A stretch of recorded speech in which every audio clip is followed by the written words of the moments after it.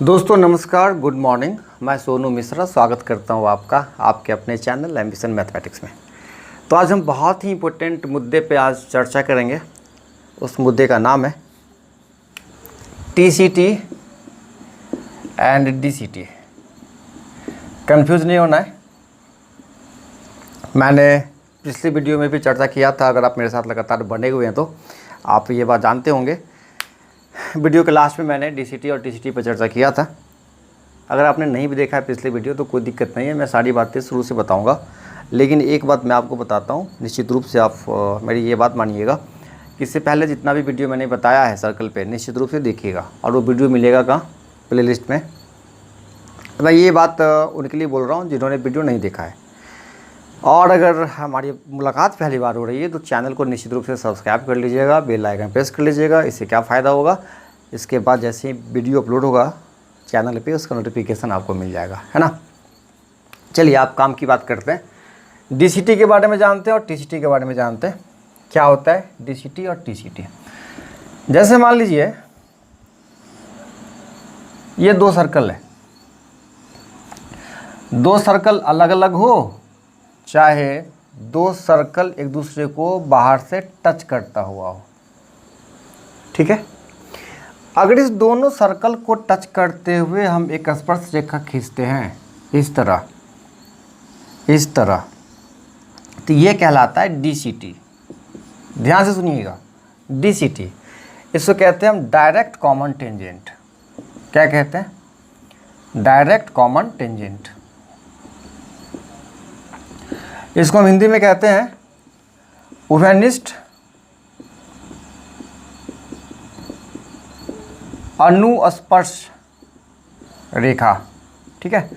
क्योंकि इंग्लिश नाम ज़्यादा आसान लग रहा है इसीलिए मैंने इंग्लिश में लिखा है डायरेक्ट कॉमन टेंजेंट, बाद में मैंने हिंदी में लिखा है उभयनिष्ठ अनुस्पर्श रेखा। तो जो बच्चे हिंदी में लिखते हैं, सवाल बनाते हैं हिंदी में पढ़ के, वो देखेंगे आपके क्वेश्चन में क्लियर लिखा होगा उभयनिष्ठ अनुस्पर्श रेखा, ठीक है, डायरेक्ट कॉमन टेंजेंट। अब सुनिए, जब आपको ऐसा सवाल हो जिसमें आपको डायरेक्ट कॉमन टेंजेंट निकालना हो, क्या निकालना हो? Direct common tangent. ध्यान से सुनिएगा, डायरेक्ट कॉमन टेंजेंट उभयनिष्ठ अनुस्पर्श रेखा। तो उसके लिए क्या करना है, आपको एक फार्मूला मैं आपको बताता हूँ। जब कभी आपको डीसीटी निकालना हो तो आप ये अप्लाई करिएगा। डीसीटी बराबर ये दो सर्कल का केंद्र है और ये यहाँ से यहाँ तक हो गया दोनों के बीच का दूरी, केंद्र O1 O2। तो केंद्र के बीच की दूरी का होल स्क्वायर, केंद्र के बीच की दूरी का whole square minus R1 minus R2 का होल स्क्वायर। अब आप कहोगे R1 R2 क्या है? तो पहले सर्कल का जो रेडियस है वो R1 और दूसरे सर्कल का जो रेडियस है वो R2। ये हो गया आपका डीसीटी का फॉर्मूला, आप नोट कर लें अच्छे से। तो डीसीटी क्या हो गया? केंद्र के बीच की दूरी का whole square minus R1 minus R2 का होल स्क्वायर अंडर रूट में, है ना। चलिए ये हो गया आपका डीसीटी, आप नोट कर लें, स्क्रीनशॉट ले लें, जो समझ में आए आप वो करिए। चलिए अब मैं इसको मिटा देता हूँ। ये फार्मूला मैं नहीं मिटाऊँगा क्योंकि बिल्कुल ऐसा ही फार्मूला हमको फिर से लिखना है, तो कोई फ़ायदा नहीं है मिटा के। अब चलते हैं बात टीसीटी का, बात करते हैं। टीसीटी क्या होता है? टीसीटी का मतलब हो गया, ये टीसीटी है, देख पा रहे हैं बच्चे से, transverse common tangent. Transverse common tangent, इसको हम हिंदी में कहते हैं अनुप्रस्थ, है ना, उभयनिष्ठ अनुप्रस्थ, उभयनिष्ठ अनुप्रस्थ स्पर्श रेखा।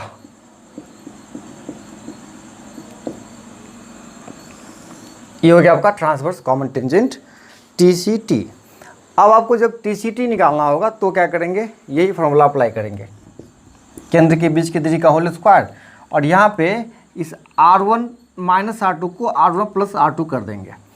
अब आपके दिमाग में क्वेश्चन आया कि ये टीसीटी होता क्या है सर? जैसे आपने डीसीटी के बारे में बताया वैसे टीसीटी के बारे में तो बताइए, तब तो फार्मूला। तो बिल्कुल मैं अपनी भावनाओं को समझता हूँ। आप देखें, दो सर्कल इस तरह है, अब इस दोनों सर्कल को टच करते हुए ऐसे अगर तिरछा स्पर्श रेखा खींचा जाए तो ये कहलाता है टीसीटी। तो आप ऐसे भी खींच सकते हो, ठीक है। ये हो गया आपका TCT, ये भी हो गया आपका TCT। तो जब TCT निकालना होगा तो क्या करेंगे, अंडर रूट केंद्र के बीच की दूरी का whole square minus R1 plus R2 का होल स्क्वायर। ठीक है, नोट कर लीजिए, बहुत इंपॉर्टेंट है। अब इस कॉन्सेप्ट पे सवाल कैसे आते हैं, है ना। चले आगे, कोई दिक्कत हो कमेंट बॉक्स खाली है आपके लिए, ये कमेंट बॉक्स निश्चित रूप से बताइएगा कि किसी भी तरह की दिक्कत हो, कौन सी दिक्कत हो रही है, किस प्रकार की दिक्कत हो रही है, उस दिक्कत को मैं निश्चित रूप से सॉल्व कर दूंगा। ठीक है, चलिए नोट कर लीजिए, स्क्रीनशॉट ले लीजिए, मैं साइड हो जाता हूँ। अब कॉन्सेप्ट की बात हो चुकी है, अब बात करते हैं सवालों की। ठीक है, तो सबसे पहला सवाल आपके बोर्ड पे लिखा हुआ है, SR क्रमशः 8 सेंटीमीटर और 3 सेंटीमीटर त्रिज्याओं वाले वृत्तों की जिसके केंद्रों में 13 सेंटीमीटर की दूरी है उभयनिष्ठ अनुस्पर्श रेखा DCT है, तो SR बताना है। SR है दो सर्कल को टच करता हुआ एक DCT। ठीक है, S और R क्या है, DCT है। और वैसे दो सर्कल हैं जिसके केंद्र की जो दूरी है वो कितना सेंटीमीटर की है, 13 सेंटीमीटर की है। सवाल में क्लियर बोल रहा है कि SR जो है वो उभयनिष्ठ स्पर्श रेखा है। कैसे सर्कल का, वैसे सर्कल का जिसकी त्रिज्या 8 सेंटीमीटर है, 3 सेंटीमीटर है और केंद्र के जो बीच की दूरी है वो 13 सेंटीमीटर है। क्लियर कर दे रहा है। अब देखो त्रिज्या कितना है, 8 सेंटीमीटर और त्रिज्या कितना है, 3 सेंटीमीटर, मतलब R1 8 सेंटीमीटर और R2 3 सेंटीमीटर। आपसे क्या पूछता है, SR की लंबाई, SR बराबर वाट। तो SR के लिए मैंने अभी फार्मूला बताया। कौन सा फार्मूला बताया, बता दो, अंडर रूट केंद्र के बीच की दूरी का whole square minus R1 minus R2 का होल स्क्वायर। तो केंद्र के बीच की दूरी कितना है, यहाँ से यहाँ तक 13, सवाल में दे रखा है 13 का square minus R1 minus R2। तो R1 कितना 8, R2 माइनस, है ना, R1 माइनस R2, 8 माइनस 3 कितना हो गया, 5 का स्क्वायर कितना हो गया, 169 माइनस 25, 144 बराबर 12 centimetre. This is your answer. ठीक है, नोट कर लीजिए। अब किसी प्रकार की कोई दिक्कत आपको नहीं होगी। फार्मूला मैंने लिखना उचित नहीं समझा है क्योंकि अभी तुरंत मैंने बताया आपको। मिटा देता हूँ, फिर अगले सवाल को लेके आता हूँ। क्रमशः 4 सेंटीमीटर और 9 सेंटीमीटर त्रिज्या वाले दो वृत्त एक दूसरे को बाहर से एक बिंदु पर स्पर्श करते हैं और उनकी उभयनिष्ठ स्पर्श रेखा क्रमशः P तथा Q बिंदु पर उन्हें स्पर्श करती है।